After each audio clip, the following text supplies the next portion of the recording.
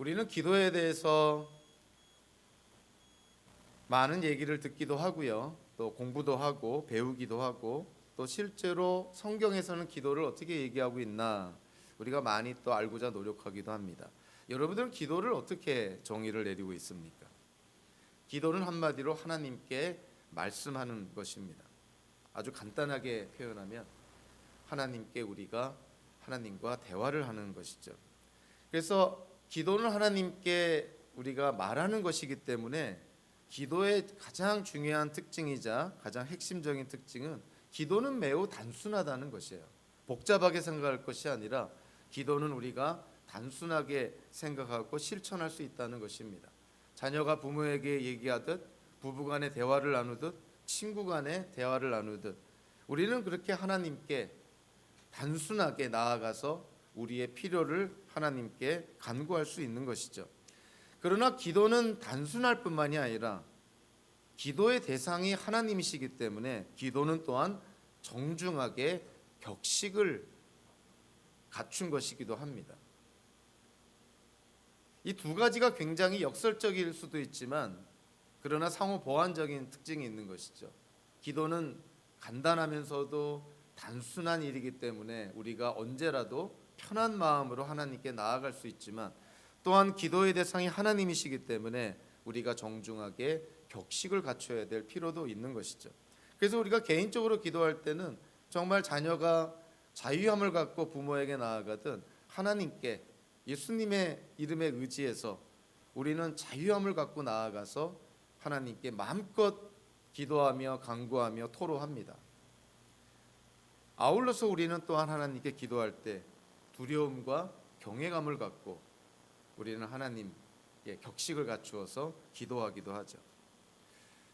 일반적으로 설교자가 설교 원고를 작성하는 것처럼 우리 주일 예배 때 대표 기도자도 기도문을 작성을 해서 기도하는 경우가 많습니다. 우리 교회 대표 기도자들은 제가 알기로는 대부분 다 기도문을 작성해서 그렇게 대표 기도를 합니다. 대표 기도자가 기도문을 작성하는 것은 기도가 서툴러서가 아니라 낯설어서가 아니라 혹여라도 자기에게 맡겨진 그 자리에서 하나님께 기도할 때 빼먹은 것은 없을까? 좀 더 최선을 다해서 하나님께 기도하기 위해서 기도문을 작성하는 것이죠.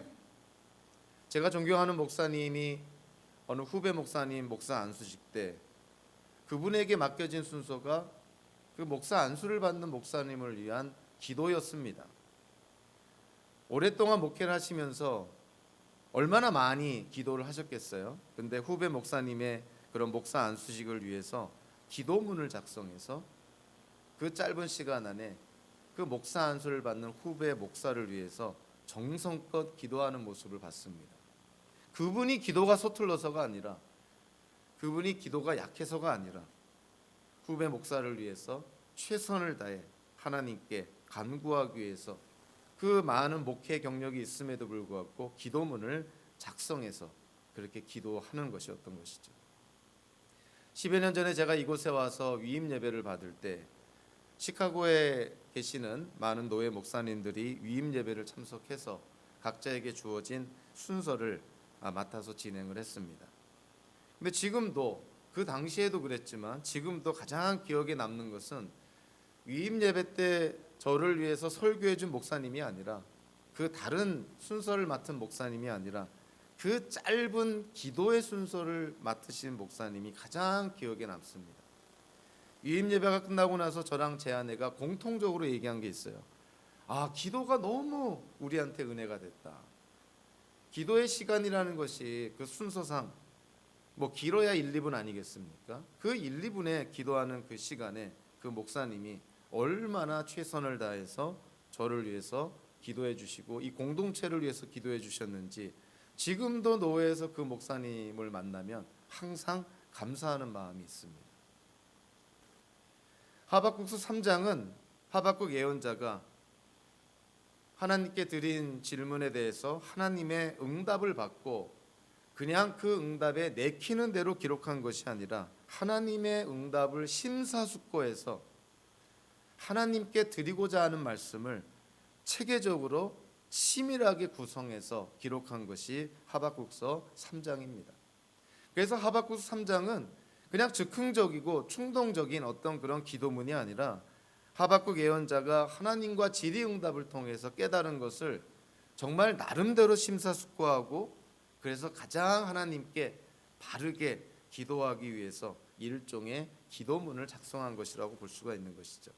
마치 예언자 요한이 하나님께로부터 계시받은 그 환상을 보고 그 환상을 그냥 기계적으로 기록한 것이 아니라 그 환상을 보고 나서 구약의 말씀들, 특별히 구약의 예언서의 말씀들을 묵상하고 인용하면서 자기가 받은 환상을 체계적으로 기록한 것이 요한계시록인 것처럼 이 하박국서 3장도 하박국 예언자가 하나님께 받은 응답을 심사숙고해서 체계적으로 치밀하게 구성한 기도문이라고 볼 수가 있습니다. 그래서 하박국서 3장은요 크게 다음과 같이 세 부분으로 나눠질 수가 있는데 오늘 본문인 1절과 2절은 이 하박국이 하나님께 드린 기도의 그 자세나 태도를 우리가 볼 수가 있습니다. 그리고 하박국서 3장의 그런 기도문의 주된 내용이 3절부터 15절까지 나와 있고요. 그리고 마지막 16절부터 19절까지는 일종의 하박국 예언자의 신앙 고백처럼 우리에게 보여집니다. 그래서 오늘 이 하박국 3장의 그 표제라고 할 수 있죠. 제목이 1절에 나와 있는데요. 이것은 시기 오롯에 맞춘 예언자 하박국의 기도이다. 이 하박국 3장의 제목인 것이죠. 이 시기 오롯이라는 히브리어에 대한 이해가 학자들마다 좀 다른데요. 뭐 어떻게 해석을 하든 대부분의 성경에서는 이 시기 오롯에 대한 이해가 분명치 않기 때문에 그냥 히브리어를 그대로 음역해서 이 세번역 성경처럼 시기 오롯이라고 그렇게 번역을 했습니다. 그렇지만 3장을 통해서 보면 우리가 3장의 하박국 3장의 특징을 좀 볼 수가 있는데요. 특별히 3장 19절에 보면 어떠한 내용으로 이 3장이 마무리가 되냐면 이 노래는 음악 지휘자를 따라서 수금에 맞추어 부른다. 하박국의 기도이기도 하지만 예배 때 불려지는 노래일 수도 있는 것이고요. 그리고 시편에서 자주 등장하는 음악 용어이자 문학 용어라고 볼 수 있는 셀라라는 표현이 예언서에서는 거의 등장하지 않습니다. 그런데 오늘 본문에서는 3절, 9절, 13절 세 번이나 셀라라는 이 용어가 등장을 하죠. 그래서 하박국 3장은 이 시편과 아주 유사한 성격을 띠고 있다. 이렇게 우리가 이해가 됩니다. 하박국의 기도이기도 하지만 예배 때 사용됐을 수도 있는 노래이기도 한 그러한 특징을 보여주고 있는 것이죠. 특별히 오늘 하박국 3장 2절 이 한 구절 안에서 하박국이 하나님께 기도할 때 그 자세, 태도를 우리가 볼 수가 있습니다. 그래서 그 모습을 통해서 효과적인 기도는 어떠한 요소들을 담고 있는지 우리가 오늘 이 2절 한 구절 안에서 그 효과적인 기도의 요소들을 좀 살펴볼 수가 있는데요. 첫 번째로 효과적인 기도, 하나님의 기도 응답을 받는 가장 우선되고 중요한 요소는 바로 겸손함입니다. 겸손함. 기도하는 자가 겸손해야 된다는 것이죠. 기도하는 자가 자기 자랑이나 늘어놓고 하나님 앞에 교만한 마음으로 기도한다는 것 자체가 말이 안 되는 것이죠. 피조물인 인간이 창조자 하나님께 기도하고 간구하는데 죄인이었던 우리가 용서받아 감사해서 하나님께 기도하는데 교만한 구석이 어디 있고 자기 자랑을 늘어놓을 게 어디 있습니까? 인간이라는 것은 서로가 서로를 비교할 때는 좀 더 나을 수는 있지만 하나님과 비교하면 모든 인간이 하나님의 영광에 미치지 못하니 다 죄인일 수밖에 없는 것이죠. 그래서 우리는 하나님 앞에 기도할 때 교만할 수가 없습니다. 그래서도 안 되는 것이고요. 자, 그럼에도 불구하고 하박국서에서 하박국 예언자가 하나님께 기도할 때 특별히 1장에서 나타난 하박국의 기도와 이 3장에서 나타난 하박국의 기도가 벌써 온도차를 느낍니다. 확연하게 차이가 있죠. 하박국서 1장 2절에서 하박국이 하나님께 이렇게 말합니다. 살려달라고 부르짖어도 듣지 않으시고 폭력이다 하고 외쳐도 구해주지 않으시니 주님 언제까지 그러실 겁니까? 마치 불평하고 따져 묻는 듯한 그런 기도를 하죠. 하박국서 1장 13절에서도 이렇게 말합니다. 주님께서는 눈이 맑으심으로 악을 보시고 참지 못하시며 패역을 보고 그냥 계시지 못하시는 분입니다. 그런데 어찌하여 배신자들을 보고만 계십니까? 악한 민족이 착한 백성을 삼키어도 조용히만 계십니까? 뭐 기도라기보다도 불평 같고 원망 같고 따져 묻는 것 같죠. 자, 그런 하박국의 기도가 오늘 하박국 3장 2절에 보면 자, 어떻게 바뀝니까? 주님, 내가 주님의 명성을 듣습니다. 주님, 주님께서 하신 일을 보고 놀랍니다. 주님의 일을 우리 시대에도 새롭게 하여 주십시오. 우리 시대에도 알려주십시오. 진노하시더라도 잊지 마시고 자비를 베풀어 주십시오. 여러분들 하박국서 1장에서 하박국 예언자가 하나님께 기도한 것과 하박국서 3장에서 하박국이 하나님께 기도한 것과 엄청난 태도의 변화, 자세의 변화, 온도차를 느끼지 않습니까? 어떻게 해서 하박국서 1장과 2장에서는 하박국이 하나님께 불평하듯이 따져 묻듯이 원망하듯이 그렇게 공격적으로 기도했는데 왜 하박국서 3장에서는 갑자기 하박국 예언자의 기도하는 자세가 이렇게 바뀌었을까요? 상황이 바뀌었습니까? 상황은 바뀌지 않습니다. 여전히 남유다는 불의와 폐역 가운데 부패되어져 가고 있었고 하나님의 뜻이 바뀌었습니까? 하나님은 여전히 바벨론 제국을 들어서 남유다를 징계하시고 남유다를 치시겠다고 얘기를 하십니다. 하나님의 뜻은 변하지 않습니다. 기도하는 자가 바뀌었습니까? 하박국이라는 예언자가 기도하고 있습니다. 하나도 바뀐 것이 없어요. 상황도 안 바뀌고 하나님의 뜻도 안 바뀌고 기도하는 사람도 안 바뀝니다. 그럼 도대체 하박국 예언자의 기도의 자세를 바꾼 것이 무엇일까요? 무엇이 하박국 예언자의 기도를 이와 같이 180도로 바꾸어 놓았을까? 우리가 1장과 2장의 내용 그리고 3장의 내용과 견주어 봤을 때 우리가 쉽게 추정할 수 있는 것은 변화는 다른 데 있었던 것이 아니라 하박국 예언자 자신의 변화입니다. 하나님과 질의응답을 통해서 하나님의 하나님 되심을 깨닫고 하나님을 만나고 하나님의 뜻을 깨닫고 나서 하박국 예언자 자신이 변화가 된 것이죠. 우리는 누군가의 관계를 맺을 때 그 관계의 대상이 변하면 그 사람과의 관계만 변화가 있습니다. 그러나 사실 관계를 맺는 우리 자신이 변하면 우리가 맺고 있는 모든 관계가 변화를 가져올 수가 있는 것이죠. 하박국 예언자 자신이 바뀌니까 상황이 안 바뀌고 하나님의 뜻도 안 바뀌고 모든 것이 바뀌지 않았지만 하박국 예언자가 하나님을 대하는 태도, 하나님께 기도하는 자세가 바뀐 것이에요. 우리는 살면서 어려운 일, 관계상의 어려운 일이 있으면 상대방이 바뀌기를 원하지만 많은 경우 우리가 바뀌면 해결되는 일들이 의외로 많습니다. 그리고 사실 상대방이 바뀌면 그 사람과의 관계만 바뀌지만 내가 바뀌면 모든 것이 바뀌어지는 것이죠. 그래서 성경은 우리에게 속사람이 바뀌어야 우리 바깥이 바뀌는 것처럼 너 자신이 바뀌어야 다른 사람들과의 관계도 바뀌어진다고, 그것이 일반적인 성경의 가르침입니다. 다른 사람을 탓하기 전에, 다른 사람에게 책임 전가하기 전에 너 자신을 돌아보고 너 자신이 바꿔야 된다. 그것이 이 땅을 살아가는 하나님의 뜻이다. 성경은 그렇게 말씀을 합니다. 하박국 예언자에게 일어났던 변화도 그와 같았던 것이죠. 주변의 상황 아무것도 바뀌지 않습니다. 하박국 예언자가 하나님께 아우성쳤을 때 하나님의 뜻이 바뀌어지지 않습니다. 모든 것이 그대로지만 하박국 예언자가 바뀐 것이에요.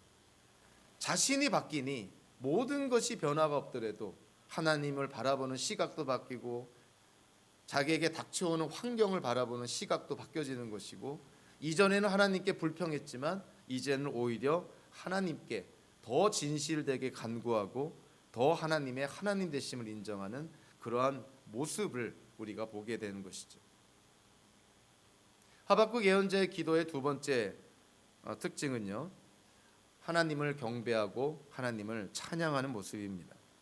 2절 전반부에 보면 주님, 내가 주님의 명성을 듣습니다. 주님, 주님께서 하신 일을 보고 놀랍니다.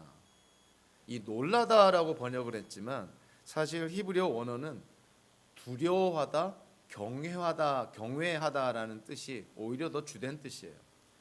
그러니까 하박국 예언자가 하나님의 일을 보고 하나님의 일을 듣고 저는 두려워하고 경외감을 느낍니다. 이렇게 말하는 것이죠. 이전에는 1장과 2장에서는 하나님께서 하시고자 하는 일을 듣고 이해가 안 돼서 하나님께 따져 묻고 원망했던 하박국 예언자가 지금 여기서는 어떻게 말합니까? 하나님께서 하시고자 하는 일을 듣고 저는 두려움을 느끼고 경외감을 느낍니다. 하박국 예언자가 하나님께서 하시고자 하는 일을 듣고 알게 돼서 더욱 하나님을 찬양하고 경배하게 되었노라. 이렇게 지금 고백을 하고 있는 것이죠. 영광을 가리키는 히브리어의 원어적인 의미가 무게, 가치라는 뜻입니다. 그 무게, 가치라는 그 뜻에서 worship, 예배라는 말이 나온 것이죠.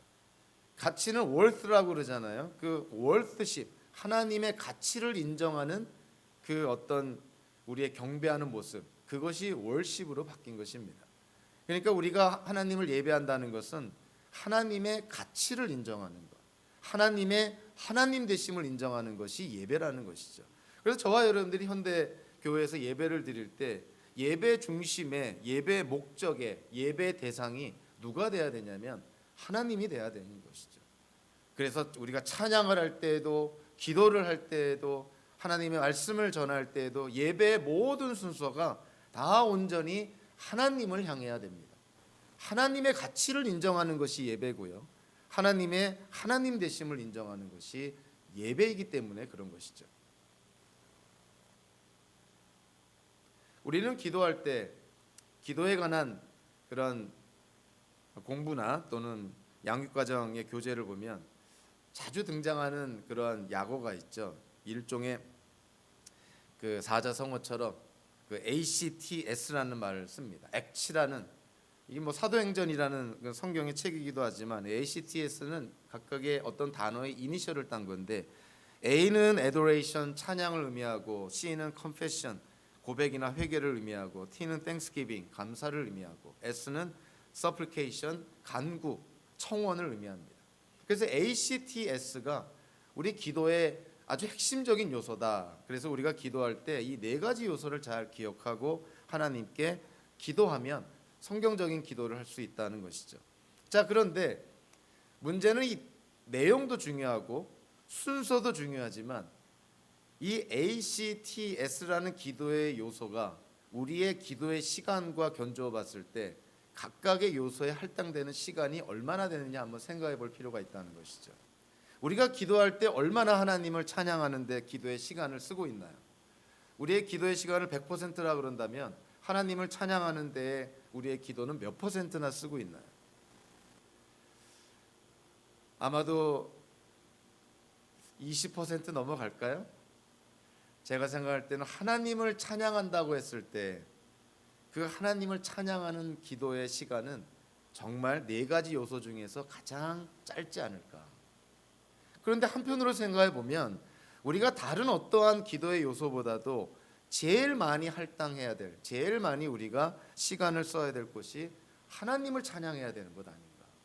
하나님의 하나님 되심을, 하나님께서 우리에게 뭘 해주셨기 때문이 아니라, 우리가 뭔가를 경험했기 때문이 아니라, 우리가 기도 응답을 받았기 때문이 아니라 하나님 그 존재로 인해서, 하나님의 하나님 되심으로 인해서 우리가 하나님을 찬양해야 되지 않는가. 하나님을 찬양하는 시간이 짧아지니까 점차적으로 어떠한 시간에 우리의 기도가 많이, 기도의 시간이 할당이 되나요? 맨 마지막 요소인 간구와 청혼하는 데 시간을 우리는 많이 씁니다.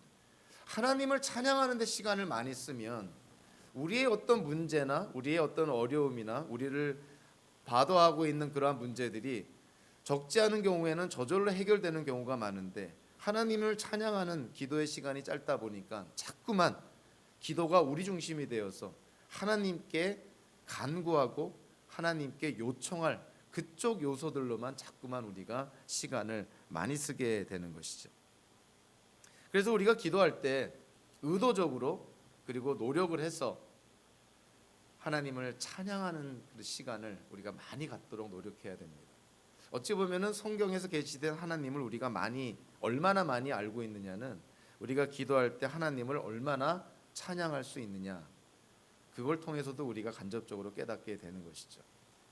그래서 저와 여러분들이 한번 스스로 질문해 볼 필요가 있습니다. 내가 하나님을 찬양한다고 했을 때 하나님을 어떻게 얼마만큼이나 찬양할 수 있을까? 하박국 예언자가 오늘 2절 전반부를 통해서 하나님의 일을 듣고 두려움과 경외감을 갖게 되었습니다. 그 하나님의 일, 하나님께서 하나님 되심, 하나님께서 하시고자 하는 그 일 때문에 하나님을 찬양하고 경배한다는 것이에요.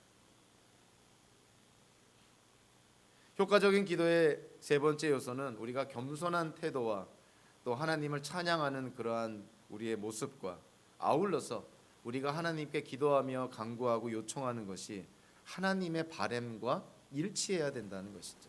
다르게 말하면 우리가 하나님께 구하는 것이 하나님의 뜻과 맞아야 된다는 것이죠.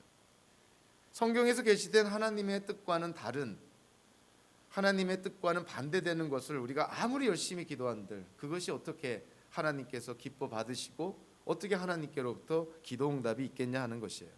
그래서 오늘 본문 이 2절 후반부를 통해서 보니까 이 하박국 예언자가 하나님께 기도하며 간구하는 내용이 나옵니다. 첫째로 그 2절 중반부에 보면 이렇게 말하고 있죠. 주님의 일을 우리 시대에도 새롭게 하여 주십시오. 우리 시대에도 알려주십시오. 자, 이 표현을 통해서 하박국 예언자가 하나님께 기도할 때 이 세 가지를 우리가 좀 눈여겨볼 필요가 있습니다. 첫째는 주님의 일이라는 표현이에요. 주님께서 하신 일 또는 주님의 일. 그러니까 하박국 예언자의 기도의 중심에 하나님의 일이 있습니다. 주님의 일이 있어요. 내 일이 있는 것이 아니라, 내가 계획하고 있는 일이 중심이 있는 것이 아니라 하나님의 일이 중심에 있다는 거예요. 사실 여기서 주님의 일, 또 주님께서 하신 일은 하박국서 1장 5절에서 언급된 놀라고 질겁한 일과 같은 의미입니다. 즉 하나님께서 바벨론 제국을 들어서 남유다를 징계하고 남유다를 치시겠다고 하는 것, 그것이 주님의 일이요, 그것이 놀라고 질겁할 일이라는 것이죠. 자, 그 일, 그 하나님의 일이 하박국 예언자의 기도의 지금 중심에 있다는 거예요. 제가 언젠가 하나님을 경험하는 삶이라는 그 성경 공부를 한 적이 있는데요. 그 하나님을 경험하는 삶 그 공부를 하면서 가장 극적인 경험 가운데 하나가 뭐냐면 일종의 패러다임 전환, 패러다임 시프트를 한 경험이 있습니다. 저는 그 전까지 어떻게 생각했냐면 하나님께 기도하며 간구할 때, 아니 내 신앙생활이 하나님께 제가 뭔가를 계획하고 뭔가를 하고자 할 때 하나님 제가 하는 일을 축복해 주시고 제가 하는 일을 사용해 주셔서 하나님이 영광을 받아 주십시오.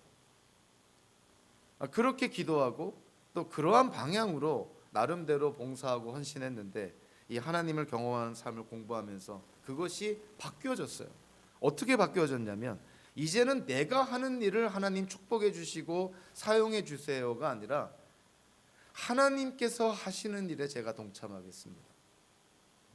하나님의 일이 저에게 우선순위가 되겠습니다.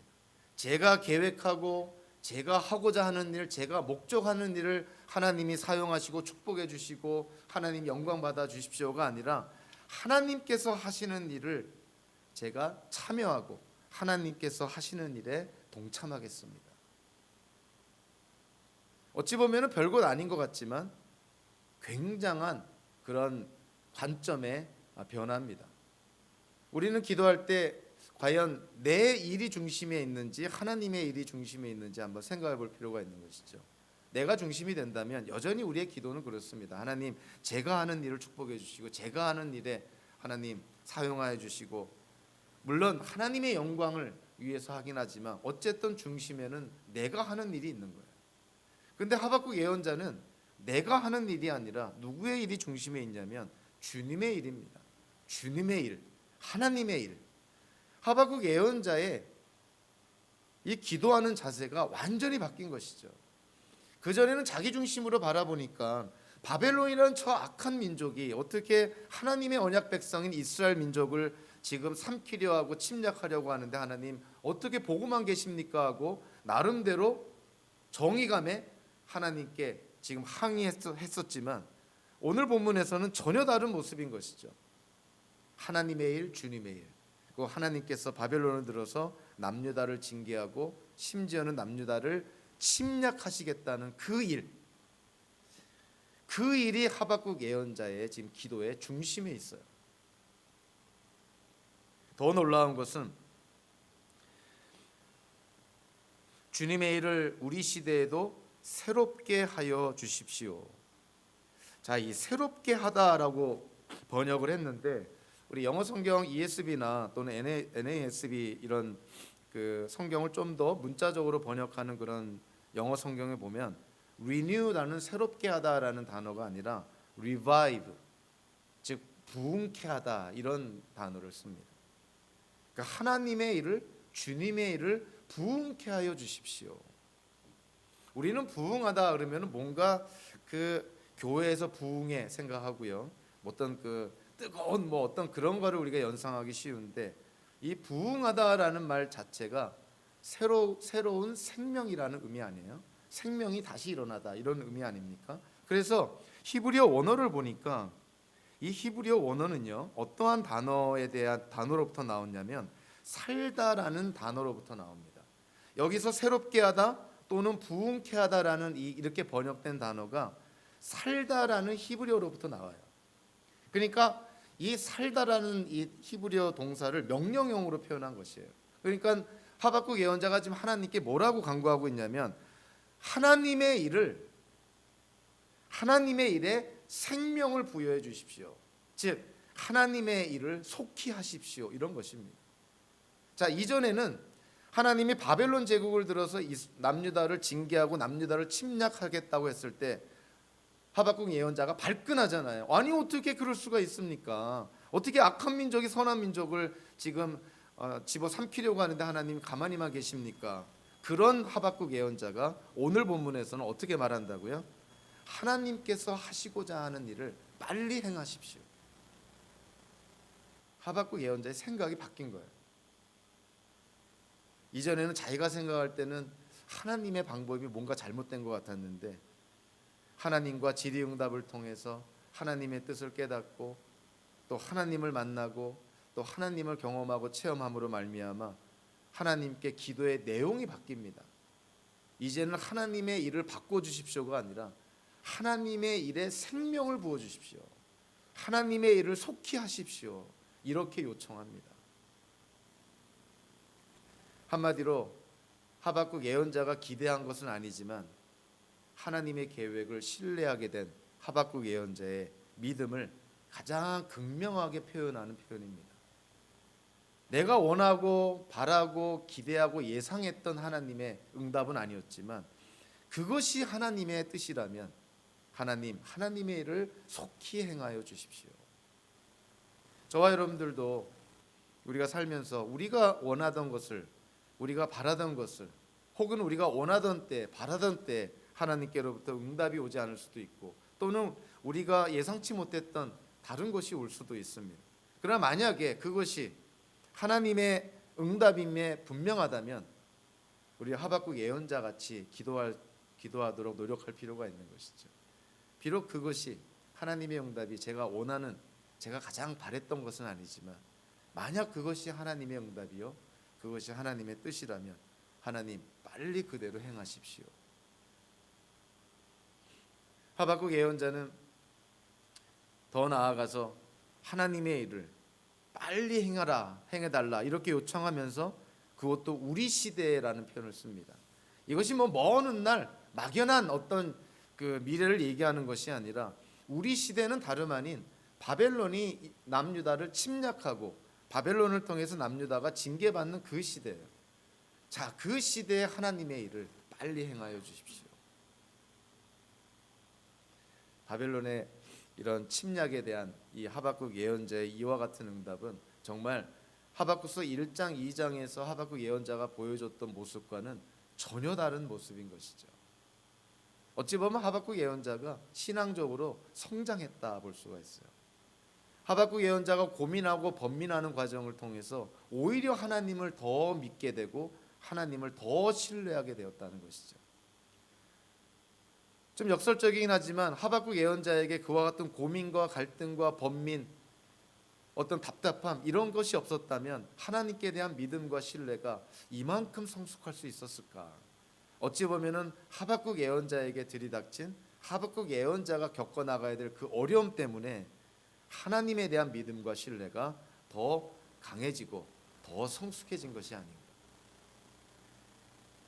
그래서 우리가 겪는 그러한 이 땅을 살면서 우리가 겪는 이런저런 모양의 불편하고 답답하고 심지어는 어렵고 또 고난이라면 고난이라 할 수 있는 고통이라면 고통이라 할 수 있는 자 이러한 것들이 어느 누구나 다 힘들고 불편하지만 우리가 신앙적으로 경험하는 것은 그와 같은 것을 겪고 났을 때 우리의 믿음과 신앙이 성숙해지는 것을 우리는 많이 경험하게 됩니다.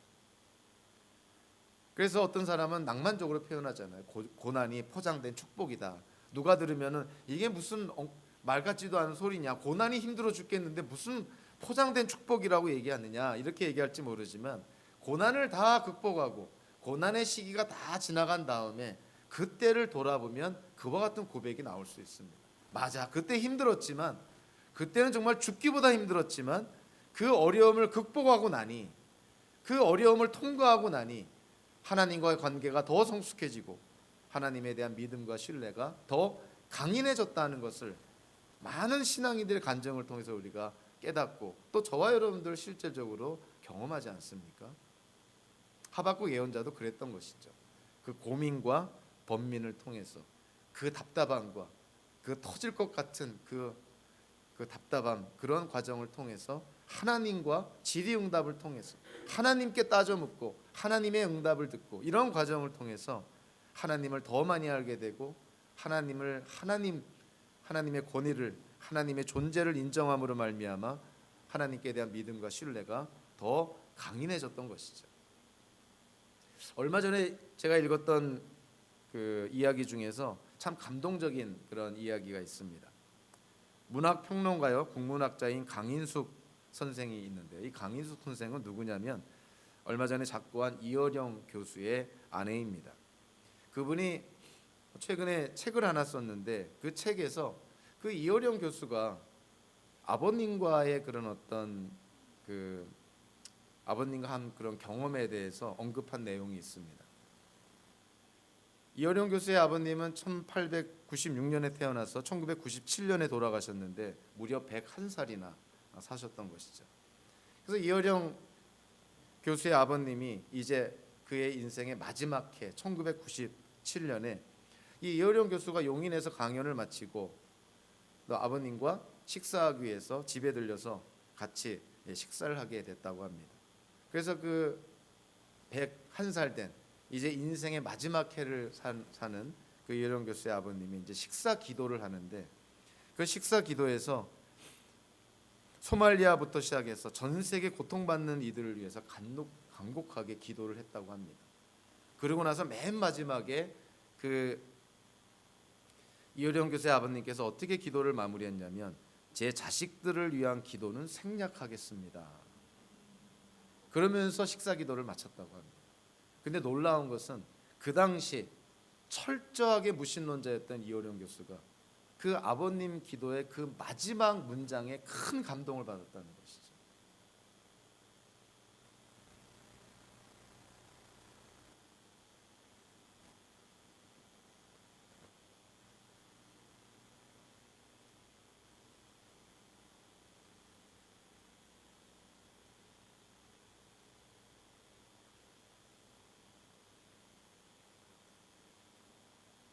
역설적이긴 하지만 하나님께 자식을 위해서 기도하진 않았지만 결국 이어령 선생의 마음을 움직였던 기도였던 것이죠. 그래서 제가 이 이야기를 읽어보면서 왜 이어령 교수의 아버님께서는 아직도 예수님을 믿지 않는 무신론자였던 이어령 교수를 위해서 기도하지 않았을까? 자식에 대해서 무심했을까? 아니면 이제 네 인생이니까 네가 알아서 살아라 이런 마음으로 기도를 안 하신 건가? 생각하면 생각할수록 그렇지는 않다는 확신이 들었습니다. 그 아버님께서 제 자식을 위한 기도는 생략하겠다고 했을 때, 비록 기도는 생략했지만 기도의 대상인 하나님께 대한 그런 믿음과 신뢰가 있었으니 그 이어령 교수를 하나님께 맡긴다는 그러한 마음으로 구체적인 기도를 안 하신 것은 아닌가. 그러면서 예수님의 산상수훈이 떠올랐습니다. 예수님께서 마태복음서 6장 31절 33절에 보면 우리가 너무나 잘 아는 말씀을 하시죠. 그러므로 무엇을 먹을까 무엇을 마실까 무엇을 입을까 하고 걱정하지 말아라. 이 모든 것은 모두 이방 사람들이 구하는 것이요 너희의 하늘 아버지께서는 이 모든 것이 너희에게 필요하다는 것을 아신다. 너희는 먼저 하나님의 나라와 의를 구하여라. 그리하면 이 모든 것을 너희에게 더하여 주실 것이다. 아마 제 추측으로는 이어령 교수의 아버님이 아마 이 말씀을 분명히 생각하시면서 비록 하나님께 구하진 않았지만 이어령 교수의 그 믿음과 신앙, 회심, 이 개종, 이 모든 것들을 하나님께 다 맡겼던 것이 아닐까, 그런 생각을 하게 됐습니다. 자식을 위한 기도는 생략했지만 그 생략된 기도에 하나님이 응답하셨고 결국 이어령 교수는 회심하고 기독교인이 됩니다. 이어령 교수의 아버님의 기도가 역설적으로 응답이 된 것이죠. 참 하나님의 그런 마음을 읽고 하나님의 뜻대로 기도할 때, 또 하나님의 말씀에 의지해서 기도할 때 우리 인간의 이해와 상상을 초월하는 하나님의 응답이 임합니다. 하박국 예언자는요, 주님의 일을 빨리 행하십시오. 그러면서도 우리에게 잘 알려진 2절 후반부의 말씀을 하시죠. 진노하시더라도 잊지 마시고 자비를 베풀어 주십시오. 하박국 예언자가 하나님께서 바벨론 제국을 들어서 남유다를 징계하고 침략하시도록 하겠다는 빨리 행하시라고 말씀을 했지만 아울러서 하박국 예언자는 하나님께 또 간구합니다. 그렇지만 하나님께서 남유다의 진노를 내리시더라도 그 진노 중에라도 하나님 자비를 베풀어 주십시오. 하박국 예언자의 정말 너무나 뜨거운 그런 마음을 볼 수가 있죠. 하나님의 주권을 인정하면서도 하나님의 가장 대표적인 속성인 하나님의 자비를 구합니다. 정말 하나님의 마음이 얼마나 많이 움직였을까. 하나님의 대표적인 속성에 의지해서 기도하니 하박국 예언자의 그런 기도가 아마 하나님의 마음에 많은 감동을 주었을 거라고 생각을 합니다. 저는 이 하박국 그 예언자의 그런 마지막에 이 간구하는 내용을 보면서 다윗이 생각이 났어요. 다윗이 인구조사를 해서 하나님께로부터 징계를 받게 됩니다. 그래서 가시라는 예언자를 통해서 하나님께서 다윗에게 3가지 징계를 내리겠다고 합니다. 7년 동안 흉년이 들게 하겠느냐, 아니면은 다윗의 목숨을 노리는 원수들을 피해서 석 달 동안 도망 다니겠느냐, 아니면 사흘 동안 전염병이 퍼지게 하겠느냐. 셋 중에 하나 골라라. 어쨌든 하나님이 너를 징계하시겠다. 그랬을 때 다윗이 갓 예언자에게 뭐라고 말하냐면 이렇게 말합니다. 괴롭기가 그지없습니다. 그래도 주님은 자비가 많으신 분이니 차라리 우리가 주님의 손에 벌을 받겠습니다. 이렇게 간구를 합니다. 죄를 지어서 징계는 받겠지만 그래도 하나님의 자비를 기대하는 거예요. 하나님은 자비로우신 분이니까. 하박국 예언자가 그런 것입니다. 남유다가 불의와 폐역에 하나님의 정의와 공의가 실종된 그런 사회이다 보니 하나님의 징계를 받을 수밖에 없어서 바벨론이라는 나라를 통해서 하나님의 징계는 받게 되었지만 그럼에도 불구하고 하박국 예언자가 하나님의 자비하심에 의지해서 간구합니다. 진노 중에라도 자비를 베풀어 주십시오. 진노하시라도 잊지 마시고 자비를 베풀어 주십시오. 이렇게 번역을 했지만 문자적으로 번역하면 진노 중이라도 자비를 기억해 주십시오. 이렇게 말하고 있는 것입니다. 하나님 기억해 주십시오.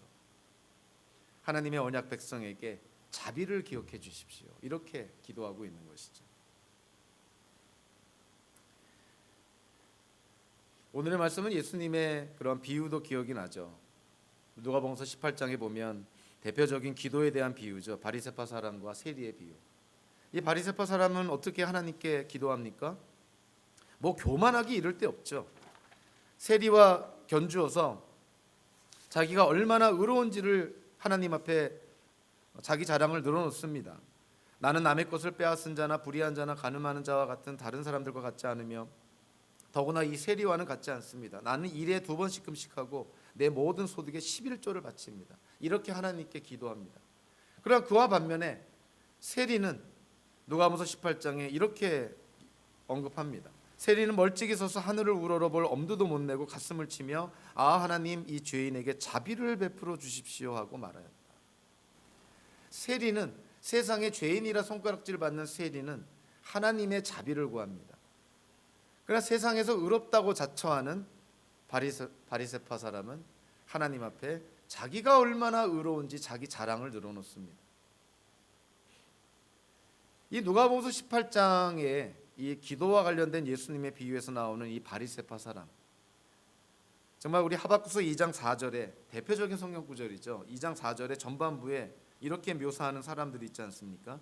마음이 한껏 부푼 교만한 자를 보아라. 그는 정직하지 못하다. 예수님의 비유에 나오는 바리새인들이 바로 이 사람들과 같은 거예요. 교만한 자, 마음이 한껏 부푼 교만한 자. 그들이 하나님께 기도할 때 자기 자랑이나 드러놓는 바리새파 사람과 다를 바가 없는 것이죠. 그런 반면에 하나님의 자비를 구하는 세리, 하박국서 2장 4절, 의인은 믿음으로 산다. 하나님께 대한 신실함, 하나님께 대한 신뢰를 갖고 살아가는 사람. 자, 그 사람이 오히려 세리가 아닌가. 자, 그래서 예수님께서 이 바리새파 사람과 세리의 기도에 대한 비유를 언급하고 나서 누가복음서 18장 14절에서 이렇게 결론을 내립니다. 내가 너희에게 말한다. 의롭다는 인정을 받고서 자기 집으로 내려간 사람은 저 바리새파 사람이 아니라 이 세리다. 누구든지 자기를 높이는 자는 낮아지고 자기를 낮추는 사람은 높아질 것이다. 교만한 자는 하나님이 낮추실 것이고 하나님의 자비를 구하며 겸손한 자는 하나님이 높이실 것이다. 오늘 우리는 하박국 예언자의 기도를 함께 나눠봤습니다. 하나님께서 기뻐하시는 기도, 효과적인 기도, 하나님의 응답을 기대할 수 있는 기도, 어떠한 요소들이 있었나요? 하나님께 겸손하게 기도하는 것, 하나님을 찬양하는 것, 그리고 하나님의 뜻대로 하나님의 바람대로 기도하는 것. 그것이 하박국 예언자의 기도를 통해서 우리가 배울 수 있는 것입니다. 그것이 우리가 기도 생활할 때 추구해야 될 기도의 그런 모습이기도 하고요. 그러한 기도의 삶을 통해서 정말 저와 여러분들의 삶 속에 우리의 인생을 통해서 하나님의 뜻이 이루어지고 하나님의 나라가 더 이 땅에 임하며 하나님의 영광이 드러나기를 주님의 이름으로 축원합니다. 기도하겠습니다.